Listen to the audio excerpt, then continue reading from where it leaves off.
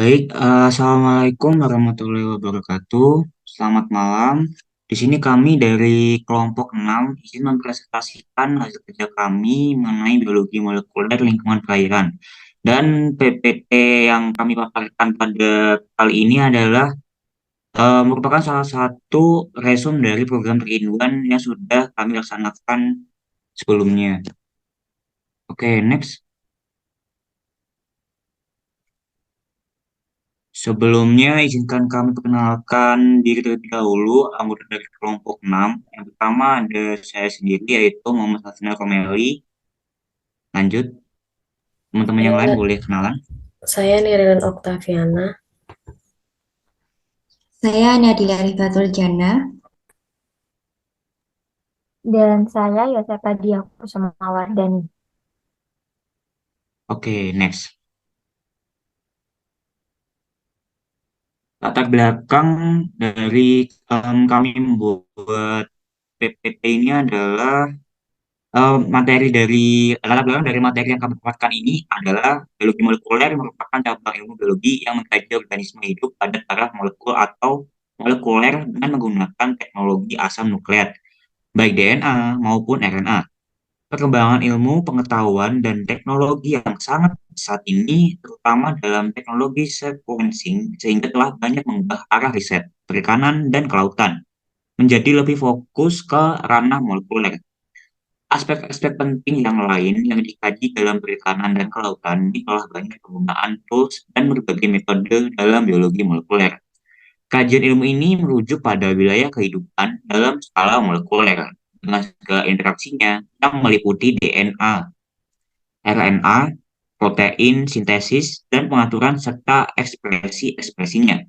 Informasi dan karakteristiknya dimanfaatkan menjadi media kajian intensif dalam menjawab permasalahan di bidang air. Oke, next.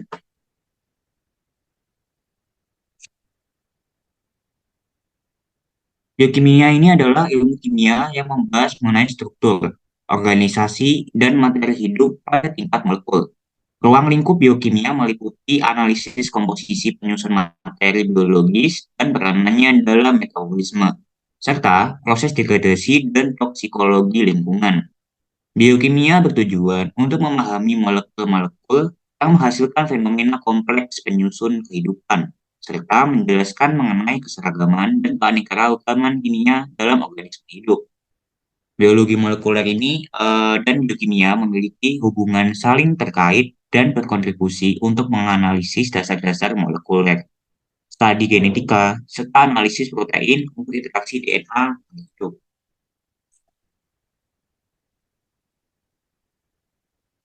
Oke, next.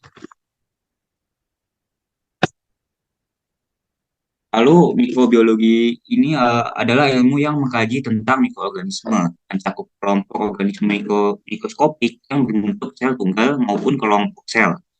Mikrobiologi perairan merupakan cabang ilmu mikrobiologi yang mempelajari mengenai mikroba yang hidup di lingkungan perairan. Tadi mikrobiologi perairan melibatkan banyak aspek seperti ekologi mikroba menurut jenis perairan, hubungan mikroba dengan siklus biokimia hingga dampaknya terhadap manusia.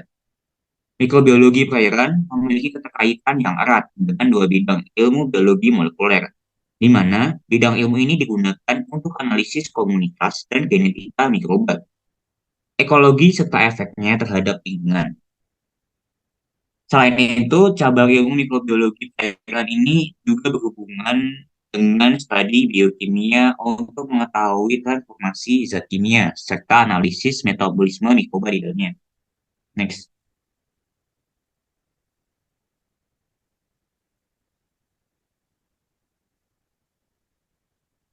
Nah, ini adalah beberapa materi yang kami akan presentasikan dan nanti akan dijelaskan oleh masing-masing dari kami. Yang pertama ada dasar biologi molekuler, biokimia, dan mikrobiologi perairan. Yang kedua ada senyawa organik, penyusun sel, dan proses metabolisme. Yang ketiga ada enzim, sistem degradasi bahan organik dan anorganik. Yang keempat ada teknik analisis biokimia, biologi molekuler, dan mikroba. Yang kelima ada komponen biokimia dan xenobiotik. Yang keenam ada biokimia, sistem degradasi material dalam organisme hidup. Yang ketujuh ada mikroba dan peranannya untuk mendukung produktivitas perairan.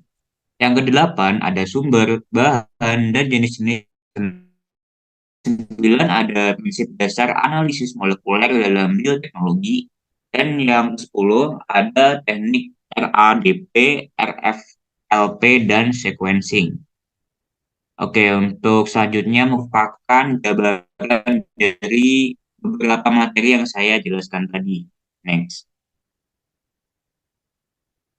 Pertama yaitu mengenai dasar biologi molekuler, biokimia, dan mikrobiologi perairan. Next.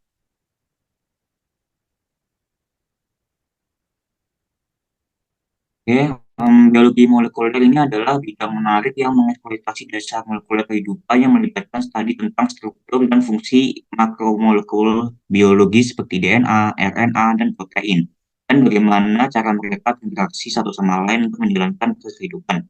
Lalu biologi molekuler ini memiliki banyak penerapan dalam bidang kedokteran, pertanian, bioteknologi, dan banyak bidang lainnya. Biologi molekuler ini juga menjelaskan mengenai struktur DNA, informasi genetik, dan ekspresi gen, teknik dalam biologi molekuler, serta peranannya. Oke, next. Lalu ada biokimia. Biokimia ini adalah studi tentang proses kimia dan zat yang terjadi dalam organisme hidup. Hal ini bertujuan untuk memahami bagaimana molekul biologis berinteraksi satu sama lain dan bagaimana mereka berkontribusi terhadap fungsi kompleks sel, jaringan, dan organ. Biokimia ini memiliki berbagai aplikasi praktis dalam ilmu pengetahuan modern, termasuk kedokteran, bioteknologi, dan pertanian. Contoh pada bioteknologi, yaitu ada ahli biokimia menggunakan pengetahuan mereka tentang struktur dan fungsi DNA dan protein untuk mengembangkan teknologi baru dan memanipulasi materi genetik. Salah satu contohnya adalah pengembangan teknologi DNA rekombinan yang memungkinkan para ilmuwan menciptakan gen dan protein baru dengan fungsi tertentu. Next. Lalu selanjutnya yaitu mengenai mikrobiologi perairan. Mikrobiologi perairan adalah ilmu yang mempelajari mikroorganisme yang hidup di air. Mikroorganisme tersebut dapat berupa bakteri, virus, jamur, alga, dan protozoa. Mereka ditemukan di berbagai lingkungan perairan seperti lautan, danau, sungai, dan bahkan akuifer bawah tanah. Lalu mikroorganisme perairan ini merupakan komponen penting dari ekosistem karena mereka memainkan peran penting dalam menjaga keseimbangannya. Salah satu fungsi terpentingnya adalah siklus nutrisi, di mana mereka memecah bahan organik menjadi senyawa sesederhana mungkin yang dapat digunakan oleh organisme lain. Misalnya, bakteri yang ditemukan di dasar sedimen danau dan sungai membantu mengubah bahan tanaman mati menjadi nutrisi yang dapat diambil oleh fitoplankton dan tanaman air lainnya. Next. Untuk materi yang kedua mengenai senyawa organik penyusun sel dan proses metabolismenya. Next.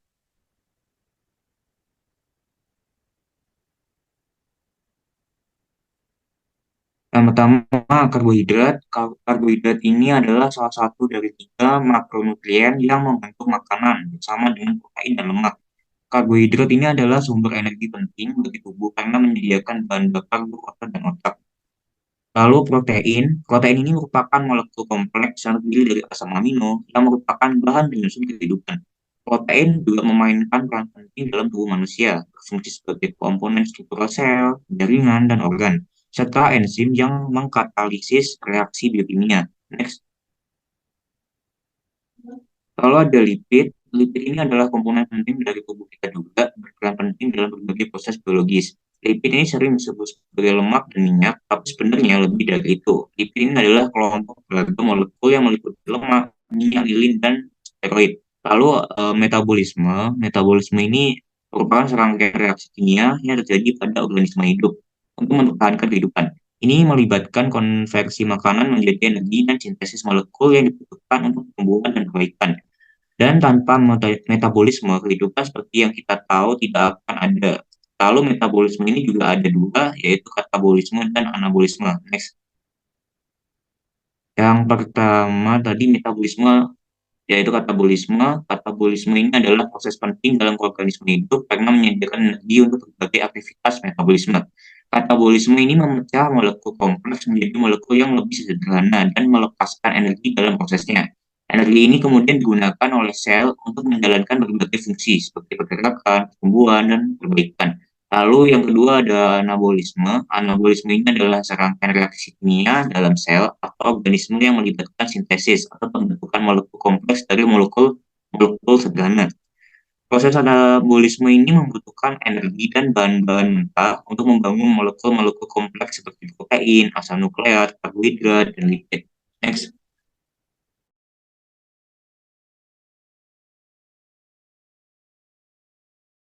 Baik, untuk selanjutnya adalah materi ketiga yaitu enzim, sistem degradasi bahan organik dan anorganik. Next.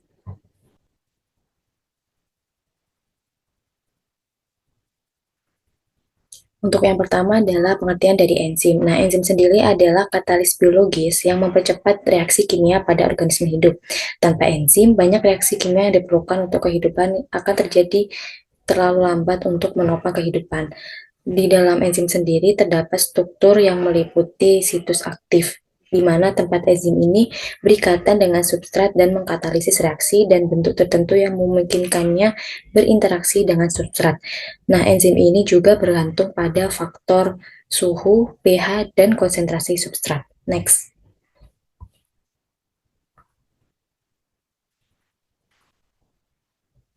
Untuk penghambat dari enzim sendiri itu ada tiga, yaitu penghambat kompetitif, yaitu terjadi ketika molekul yang strukturnya mirip dengan substrat berikatan dengan situs aktif enzim. Kemudian penghambat non-kompetitif, yaitu ketika molekul berikatan dengan situs enzim selain situs aktif. Kemudian yang ketiga ada penghambat tidak kompetitif, yaitu ketika suatu molekul berikatan dengan kompleks enzim substrat. Kemudian terdapat materi degradasi bahan organik. Nah, degradasi bahan organik ini merupakan proses penting yang terjadi di alam, dan enzim juga memainkan peranan penting di dalamnya. Nah, di dalam degradasi bahan organik itu terdapat pengomposan, yaitu proses alami yang melibatkan penguraian sampah organik oleh mikroorganisme. Kemudian yang kedua ada pencernaan anaerobik, yaitu proses yang menggunakan mikroorganisme untuk menguraikan sampah organik tanpa adanya oksigen dan menghasilkan biogas dan pencernaan yang kaya nutrisi. Next. Kemudian terdapat degradasi bahan anorganik. Nah, sistem degradasi bahan anorganik ini yaitu proses yang menguraikan zat mati di lingkungan perairan. Dalam degradasi bahan organik ini terdapat suatu deteksi, yaitu infeksi visual, yaitu teknik umum yang digunakan untuk mendeteksi degradasi bahan anorganik. Nah, teknik ini melibatkan pemeriksaan permukaan material untuk mencari tanda-tanda korosi. Next.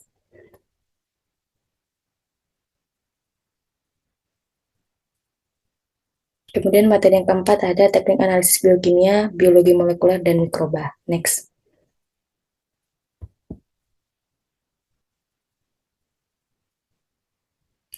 Teknik biokimia adalah bagian penting dari ilmu pengetahuan yang memungkinkan untuk mempelajari proses kompleks yang terjadi di dalam organisme hidup, dari permurnian protein hingga teknologi DNA rekombinan. Nah, di dalam teknik biokimia ini terdapat analisis meliputi enzim linked immunosorbent assay, yaitu analisis biokimia yang digunakan untuk mendeteksi dan mengukur antigen mikroba tertentu. Kemudian terdapat teknik PCR untuk mendeteksi dan mengukur DNA mikroba. Kemudian terdapat hibridisasi fluoresensi in situ, yaitu untuk memvisualisasikan sel mikroba tertentu. Dan terdapat elektroforesis gel untuk memisahkan molekul DNA, RNA, atau protein berdasarkan ukuran dan muatannya. Next.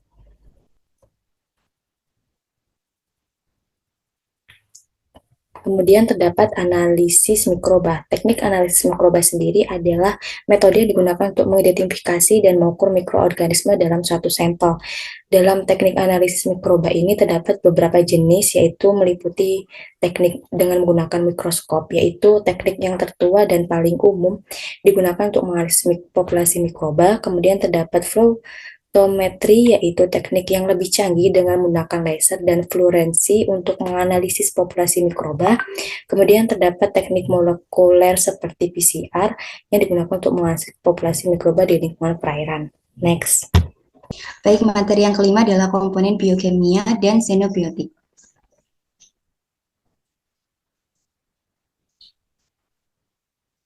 Xenobiotik merupakan zat kimia asing yang ditemukan di dalam suatu organisme yang biasanya tidak diproduksi secara alami atau diperkirakan ada di dalamnya. Xenobiotik dapat mencakup substansi zat yang hadir dalam konsentrasi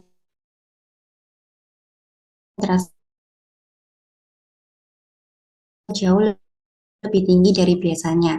Sedangkan biotransformasi merupakan proses metabolisme ekskresi zat yang menyebabkan substrat menjadi tidak aktif, aktif, dan bahkan beracun. Next. Tujuan biotransformasi antara lain untuk memfasilitasi ekskresi, yaitu mengubah senyawa lipofilik menjadi hidrofilik, kemudian detoksifikasi yang mengubah bahan kimia menjadi bentuk yang kurang beracun, kemudian aktivasi metabolik yang mengubah bahan kimia menjadi bentuk aktif yang lebih beracun. Hati merupakan tempat utama terjadinya biotransformasi dan kaya akan berbagai jenis enzim. Biotransformasi dalam hati ini bertindak pada senyawa endogen dan eksogen. Sedangkan untuk metabolisme ekstrahepatik terdapat di dinding usus, meliputi konjugasi sulfat, esterase, dan lipase yang penting dalam metabolisme produk. Selain itu ada di paru-paru, ginjal, plasenta, otak, kulit, dan kelenjar adrenal. Next.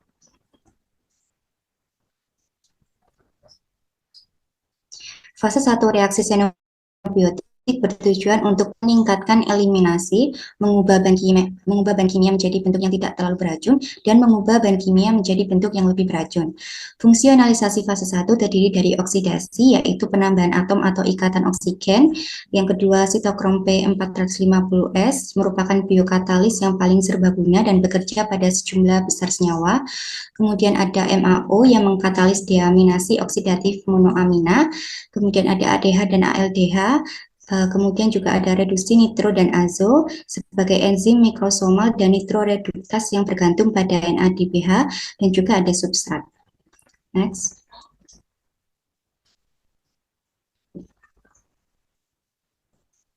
Reaksi fase 2 yaitu terdiri dari glukuronidasi, yang kedua juga ada konjugasi sulfat yang terjadi pada beberapa alkohol, arilamin, dan fenol tersulfasi yang dikatalis oleh sulfotransferase. Kemudian ada konjugasi glutathione atau GSH untuk detoksifikasi elektrofilik. Kemudian ada asetalasi yang berperan sebagai detoksifikasi atau penghentian aktivitas obat. Kemudian beberapa xenobiotik mengalami metilasi yang menggunakan SAM sebagai donor metil, dan juga ada alkohol mekanisme hati berlemak yang kemungkinan hipoglikemia dapat meningkat pada pecandu alkohol ketika mereka berpuasa, karena seringkali orang yang mengkonsumsi alkohol ini memiliki simpanan glikogen di hepatik yang rendah karena nutrisi buruk. Next.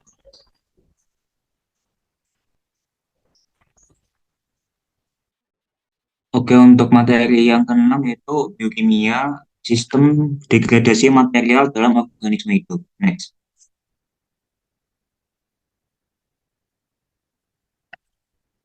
Yang pertama yaitu degradasi intraseluler. Degradasi intraseluler adalah mekanisme mendasar dalam organisme hidup yang memungkinkan penguraian dan daur ulang biomolekul secara efisien untuk mempertahankan homeostatis seluler dan mempertahankan kesehatan organisme secara keseluruhan. Sistem degradasi ini mencakup beragam proses yang menargetkan berbagai biomolekul seperti protein, lipid, karbohidrat, dan asam nukleat. Degradasi seluler, degradasi karbohidrat, degradasi lipid, dan degradasi asam nukleat. Beberapa proses degradasi intraseluler juga ada sistem ubiquitin, autofagi, lipolisis, glikosis, degradasi karbohidrat, dan degradasi asam nukleat. Next.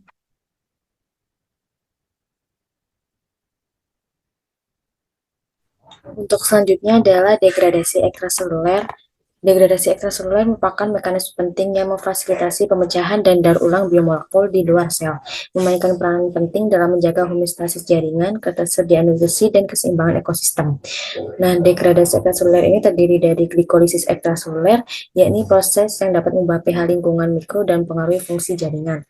Kemudian ada lipolisis ekstraseluler, yaitu lipase yang diekspresikan oleh sel dan mikroba terlibat dalam pemecahan lipid ekstraseluler menjadi asam lemak. Next.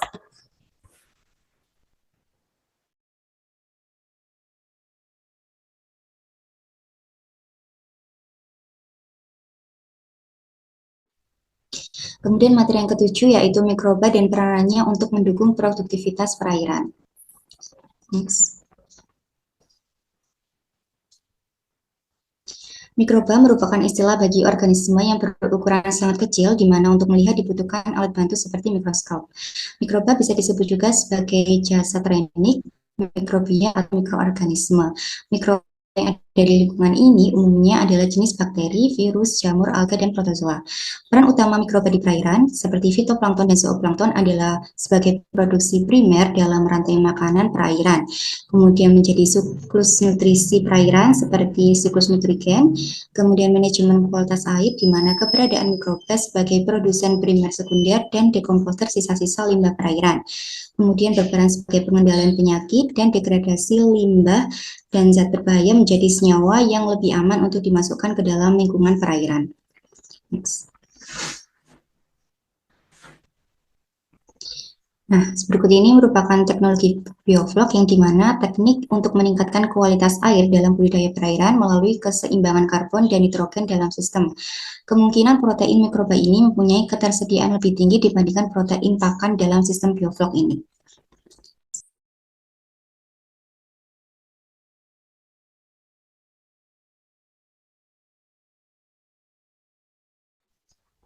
Kemudian materi yang ke-8 yaitu sumber bahan dan jenis-jenis pencemaran perairan.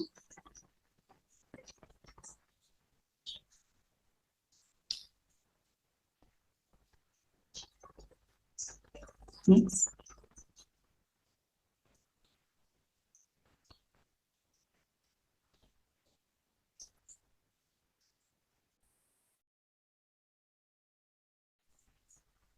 Polusi merupakan perbuatan yang menghasilkan sesuatu yang buruk, tidak bersih atau kotor. Polusi air ini terjadi ketika perairan terkena dampak buruk akibat penambahan jumlah besar material di air. Polusi air merupakan polusi air juga disebut sebagai polusi yang masuk atau dimasukkannya molekul hidup, zat, energi, atau komponen lainnya ke dalam badan air karena kegiatan manusia atau proses alam yang menyebabkan kurang atau tidak dapat berfungsinya sebagaimana peruntukannya. Perairan yang tercemar yang menyebabkan perairan atau air tidak layak untuk digunakan. Terdapat penyebab pencemaran air ini dapat dikategorikan menjadi dua berdasarkan sumbernya, yaitu sumber poin dan non-poin. Sumber poin memiliki karakteristik yang lebih mudah dikendalikan, sedangkan sumber non-poin lebih sulit dikendalikan. Next.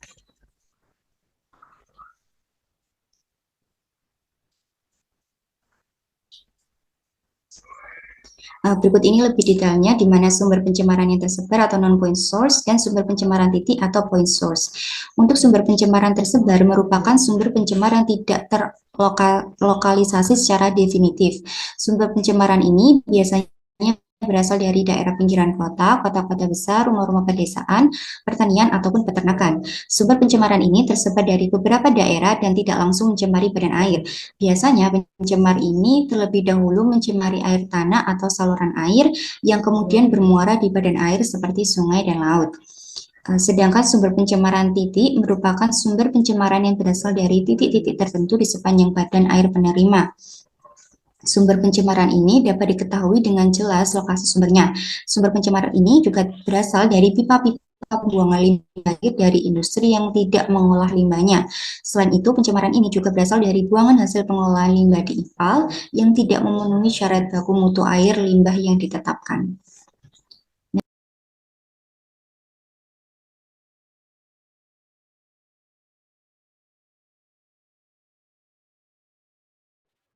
Selanjutnya ada jenis pencemaran perairan. Yang pertama dari mikroba patogen. Jadi jenis-jenis mikroba ini seperti bakteri, jamur, Virus dan parasit apabila dipaparkan pada organisme air bisa menimbulkan berbagai penyakit pada biota, hingga berujung pada kematian dan mengganggu keseimbangan ekologi. Yang kedua ada dari bahan kimia organik.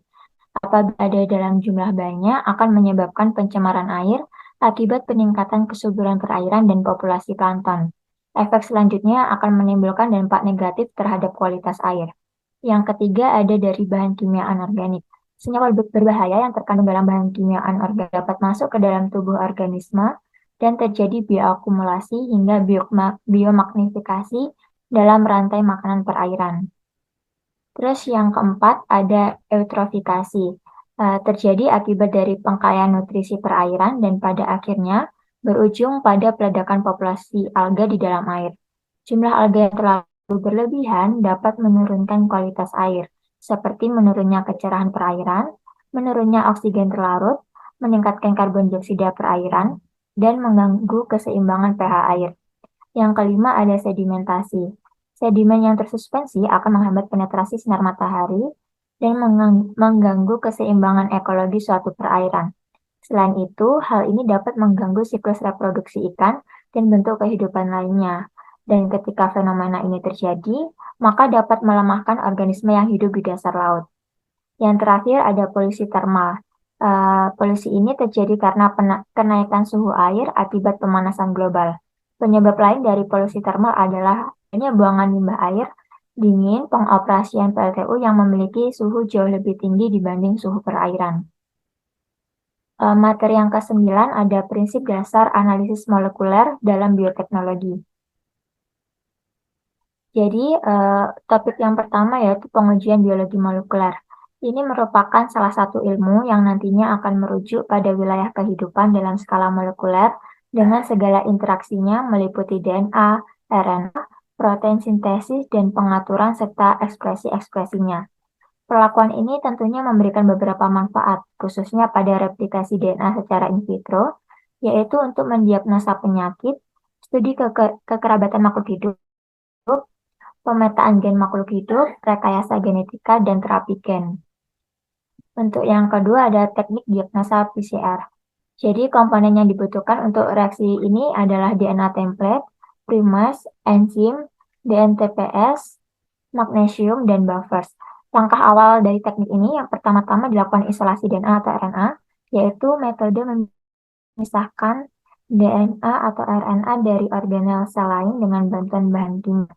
Yang selanjutnya diamplifikasi, yaitu meningkatkan jumlah kopi yang bersifat eksponensial dari DNA agar target dapat divisualisasikan. Kelebihan dari teknik ini yaitu pengujian memiliki sensitivitas sangat tinggi, sangat spesifik, dan dapat berlangsung dalam kondisi apapun. Kriteria sampelnya luas, sedangkan kekurangannya, resiko kontaminasinya tinggi, menyebabkan hasil false positif, mendeteksi adanya asam nukleat bukan infeksi, banyak inhibitor pada sampel menyebabkan false negative result, dan pengujian tidak mengindikasikan visibilitas patogen. Untuk yang terakhir ada gel elektroforesis. Elektroforesis sendiri merupakan proses bergeraknya molekul yang memiliki muatan pada suatu medan listrik. Molekul yang bergerak akan berhenti pada jarak migrasi tertentu dan tergantung pada muatan, bentuk, dan ukurannya. Sehingga kecocokan suatu DNA dapat dianalisa berdasarkan dari hasil elektroforesis DNA tersebut. Nah, bahan yang digunakan dalam elektroforesis DNA yaitu salah satunya adalah gel agarosa. Materi terakhir yaitu ke-10 ada teknik RADP, RFLP, dan sequencing. Teknik RADP atau Random Applied Polymorphic DNA merupakan sebuah metode analisis genetik yang merupakan adaptasi dari teknik PCR. Metode ini mengandalkan asumsi bahwa pada kondisi stringensinya rendah, primer nukleotida sintetik tertentu kemungkinan besar akan menemukan sejumlah rangkaian dalam cetakan DNA yang dapat diambil. Hal ini terjadi ketika situs-situs 56 ini berdekatan satu sama lain dan berada dalam orientasi yang berlawanan. Selanjutnya, urutan DNA antar situs ini akan diamplifikasi untuk menghasilkan karakteristik fragmen DNA dari genom tersebut. Nah, prinsip yang digunakan yaitu yang pertama, primer berikatan dengan banyak lokasi pada DNA template. Yang kedua, ketika tempat pengikatan primer dekat dan berorientasi pada arah yang berlawanan, atau primer mengarah satu sama lain, maka amplifikasi akan terjadi. Yang selanjutnya ada teknik RFLP. Ini merupakan salah satu teknik pertama yang secara luas digunakan untuk mendeteksi variasi pada tingkat sekuen DNA. Deteksi RFLP dilakukan berdasarkan adanya kemungkinan untuk membandingkan profil pita-pita yang dihasilkan setelah dilakukan pemotongan dengan enzim retriksi terhadap DNA target. Teknik ini terdiri dari 4 tahapan, yaitu isolasi DNA, pemotongan DNA dengan enzim restriksi endonukleas, elektroforesi hasil pemotongan DNA, dan Sutton plot. Keunggulan teknik ini, yang pertama, dapat menduga hubungan kekerabatan dari beberapa individu yang dianalisis. Yang kedua, dapat menduga ada tidaknya variasi genetik dari koleksi Fatma nutfah. Yang ketiga, dapat memonitor proses seleksi berbagai karakter. Dan yang keempat, memilah-milah komponen genetik dari karakter kuantitatif. Yang kelima, dapat menganalisis gen yang berasal dari proses transformasi genetik. Yang keenam, bersifat kodominan sehingga dapat mendeteksi adanya heterozigositas. Dan yang terakhir, memiliki kemampuan pengelompokan pada tingkat spesies dan populasi. Selanjutnya ada analisis sequence DNA. Ini merupakan suatu tidak pada suatu gen atau genom atau urutan basa nukleotida, adenin, guanin, citosin, timin pada sepotong DNA. Urutan tersebut akan menentukan urutan asam amino yang kemudian menentukan struktur protein dan fungsinya. Terjadinya perubahan sekuens DNA dapat mengakibatkan perubahan protein atau terbentuk protein non-fungsional yang menimbulkan efek rugi pada organisme sequencing dan Sanger. Namun teknik Sanger lebih sering digunakan pada penggunaan ini.